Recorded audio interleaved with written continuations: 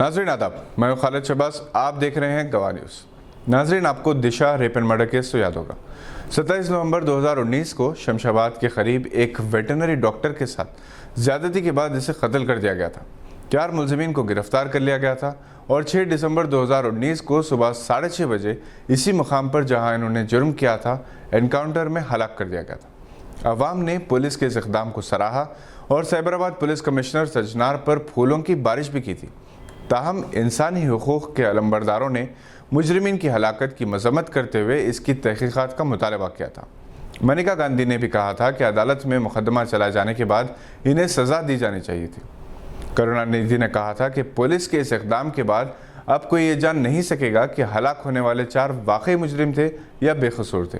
Human rights watch की मीनाक्षी गंगुली ने कहा कि पुलिस का ये इक़दाम अवाम की खुशनुदी की खातिर किया गया था। सुप्रीम कोर्ट ने एनकाउंटर में हलाकतों की तहकीक के लिए एक कमिश्नर का तकर्रुर किया था, जिसने तहकीकात शुरू की है और तहकीकाती ओहदेदारों से ये जानना चाहा कि आखिर मकाम वारदात से महलूकीन की नाशों को जल्दबाजी में क्यों मुंतकिल कर दिया गया, जिस पर बताया गया कि इस मकाम पर 40,000 से ज़ायद अफराद जमा हुए थे। 15 किलोमीटर ट्रैफिक जैम हो गई थी, जिसकी वजह से तहकीकाती ओहदेदार एडिशनल DCP रचा कोंडा जे सुरेंद्र रेड्डी ने जुडिशल मजिस्ट्रेट का इंतज़ार नहीं किया। कमीशन ने जब इनसे वीडियो क्लिप की बुनियाद पर पूछा कि इसमें एग्जीक्यूटिव मजिस्ट्रेट मकाम वारदात पर कहाँ है, इसका जवाब वो नहीं दे सके। तहकीकाती ओहदेदार ने कमीशन के रूबरू इस बात का भी एतराफ़ किया कि इस वक्त सिर्फ DCP शमशाबाद ही इस मकाम पर मौजूद थे, जिस पर कमीशन ने इन्हें बताया कि और भी ओहदेदार वहाँ मौजूद थे। तहकीकाती ओहदेदार ने कहा कि DCP मादापुर और DCP साइबराबाद कमिश्नरेट मुआयने के लिए आए थे और फौरी चले गए। कमीशन ने यह भी सवाल किया कि महलूकीन की नाशों की एक्सरे और CT स्कैन क्यों नहीं की गई, हालांकि नेशनल ह्यूमन राइट्स कमीशन के रहनुमायाना हिदायत के मुताबिक ज़रूरी थी।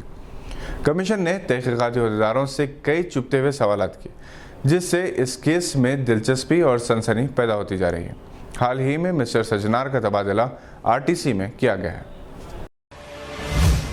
कश्मीर के हुर्रियत कायद सैयद अली गिलानी, जिनका कल 92 साल की उम्र में इंतकाल हुआ था, रात ही में श्रीनगर में इनकी क़यामगाह के करीब सुपुर्द खाक कर दिया गया। वो कट्टर अलहदगी पसंद कायदीन में शुमार किए जाते थे। इनकी मौत पर पाकिस्तान ने एक रोज़ा शोक का ऐलान किया, जबकि कश्मीर के कई सरकर्दा कायदीन ने रंज व गम का इज़हार किया। सुप्रीम कोर्ट ने वेबसाइट्स और यूट्यूब चैनल्स के ज़रिए फेक न्यूज़ की शायत और नशरियात पर शदीद तशवीश का इजहार करते हुए कहा कि तबलीगी जमात मामले में मीडिया के एक तबके ने खबरों को फ़िरकावाराना रंग दिया, जिससे मुल्क की छवि मुतासिर होती है। चीफ जस्टिस NV रमना की ज़ेर क़यादत एक डिवीज़न बेंच ने कहा कि बगैर किसी जवाबदेही के वेब पोर्टल्स पर मवाद पेश किया जा रहा है। वो अपनी मर्ज़ी से कुछ भी नशर कर रहे हैं। इस मुल्क में हर चीज़ को फ़िरकावाराना रवैये से दिखाया जाता है। बेंच निज़ामुद्दीन मरकज़ के तबलीगी जमात वाक़े के दौरान फ़र्ज़ी और बदनीयती पर मबनी ख़बरों के ख़िलाफ़ उलमाए हिंद और पीस पार्टी की जानिब से दाखिल करदा दरख्वास्त पर समाअत कर रही थी। बेंच ने कहा कि ये वेब पोर्टल इदारों के ख़िलाफ़ बहुत बुरा लिखते हैं और आम आदमी की बात तो छोड़ दीजिए, जजों को भी ये नहीं बख्शते। जस्टिस रमना ने कहा कि ऐसे नाम निहाद मीडिया इदारे VIPs की आवाज़ सुनते हैं। अदालत ने मरकज़ी हुकूमत से पूछा कि क्या इससे निमटने का कोई तरीक़ाकार है।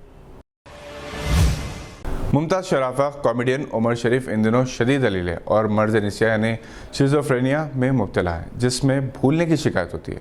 उमर शरीफ अपने मिज़ाह, बरजस्ता जुमलों और मिज़ाहिया खाकों की बदौलत सारी दुनिया में मशहूर है। मोइन अख्तर के साथ इनका बकरा खिस्तों में और बुढ़ा घर पर है बेहद मशहूर हुआ, जिसकी वीडियो कैसेट हर घर में हुआ करती थी। उमर शरीफ अदाकार और फिल्मी हिदायतकार भी हैं। 2004 और 5 में इन्होंने हिंदुस्तान का दौरा भी किया था। हैदराबाद की रामोजी फिल्म सिटी में एक फ़िल्म की शूटिंग भी की, जिसके प्रोड्यूसर इफ्तिखार शरीफ थे। इन्होंने ललिता कला थोरानम में कई यादगार प्रोग्राम्स पेश किए, जिसे हिंदुस्तान के कई चैनल्स ने लाइव टेलीकास्ट किया था।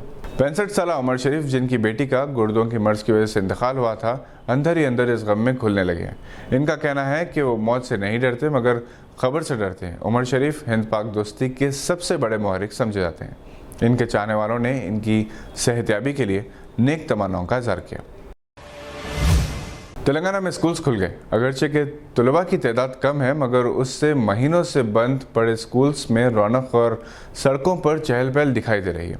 यूँ तो ऑनलाइन क्लासेस जारी थी, मगर क्लासरूम की तालीम की बात नहीं आ सकती, क्योंकि क्लासरूम में तालीम के साथ साथ बच्चों की तरबियत होती है। यहीं पर अखलाक व आदाब सिखाए जाते हैं। बाद स्कूल्स ने 6 सितंबर से क्लासेस शुरू करने का ऐलान किया है। ये थी आज की चंद अहम खबरों पर नज़र। अगर आपने हमारे चैनल को सब्सक्राइब नहीं किया तो इसे लाइक और सब्सक्राइब ज़रूर करें। हम फिर हाजिर होंगे ऐसी कुछ खबरें लेकर। देखते रहिए गवाह।